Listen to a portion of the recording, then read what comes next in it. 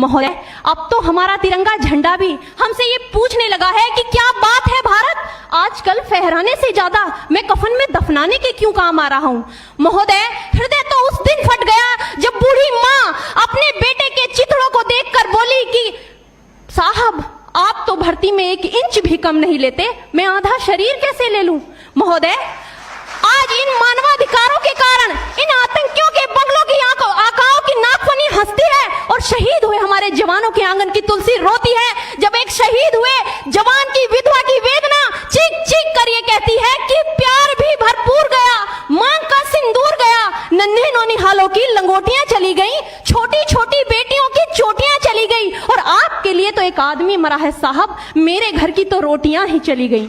महोदय, किसी भी युद्ध को जीतने के लिए पहल करना सबसे ज्यादा आवश्यक है, क्योंकि इतिहास गवाह है कि पहल करके बड़े बड़े युद्धों के परिणाम बदल दिए गए हैं। परंतु आज मानवाधिकारों के कारण हमारे देश के जवान इस कदर बंधे हुए हैं कि अपनी ड्यूटी पर खड़े होकर भी वो आज पहल करने से डरते हैं, क्योंकि महोदय, भविष्य में उन्हें कटघरे में खड़े होने का डर सता रहा होता है। वो ये जानते हैं कि चाहे एक उग्रवादी की राइफल से निकलने वाली गोली को ये तय करना पड़े या ना पड़े कि वो किसे लगेगी, लेकिन हमारी राइफल से निकलने वाली हर गोली को ये निर्णय लेना पड़ता है कि चाहे वो किसी निर्दोष को लगे, दोषी को लगे या ना लगे, परंतु किसी निर्दोष को नहीं लगनी चाहिए। यदि ऐसा हुआ तो ना तो ये समाज हमें छोड़ेगा, ना ही तिल का ताड़ बनाने वाली ये मीडिया हमें छोड़ेगी। और महोदय, मानवाधिकार के तले किसी जवान को दबाकर युद्ध के मैदान में छोड़ देना कोई वीरता नहीं, एक आत्महत्या है। क्योंकि महोदय, फूल को श्रृंगार दो ये मुमकिन नहीं, और एक वीर को झंकार दो ये मुमकिन नहीं। जो हाथ बांध दे सेना के, ऐसे मानवाधिकार का पालन संभव नहीं।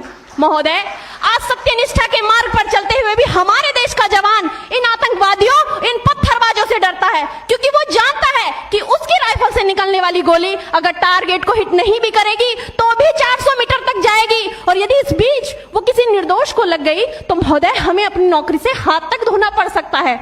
और महोदय, अपनी नौकरी को बचाने की खातिर एक जवान आज ये सोचता है कि चाहे सांप मरे या ना मरे, परंतु लाठी नहीं टूटनी चाहिए, क्योंकि आज हमारे देश के हालात कुछ ऐसे हो गए हैं कि चिरागों को हवाओं में उछाला जा रहा है, हवाओं पर भी रोब डाला जा रहा है। अरे हम ही तो बुनियाद है आंतरिक सुरक्षा की, और आज हमें ही नौकरी से निकाला जा रहा है।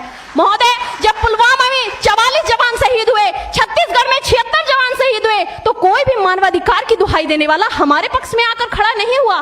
परंतु जब जेएनयू विश्वविद्यालय में एक देशद्रोही के द्वारा भारत तेरे टुकड़े होंगे, अफजल हम शर्मिंदा हैं जैसे देशद्रोही नारे लगते हैं, तो सारे मानवाधिकार के ज्ञाता आकर उसके पक्ष में खड़े हो जाते हैं। तभी तो क्या कहा था उस देशद्रोही ने कि तुम एक अफजल को मारोगे, हर घर से अफजल निकलेगा। तो मैं भारत की बेटी अपनी भारतीय सेना की तरफ से आज ये ऐलान करती हूँ कि उस घर में घुसकर मारेंगे जिस घर से अफजल निकलेगा, वो कोख नहीं पलने देंगे जिस कोख से अफजल निकलेगा।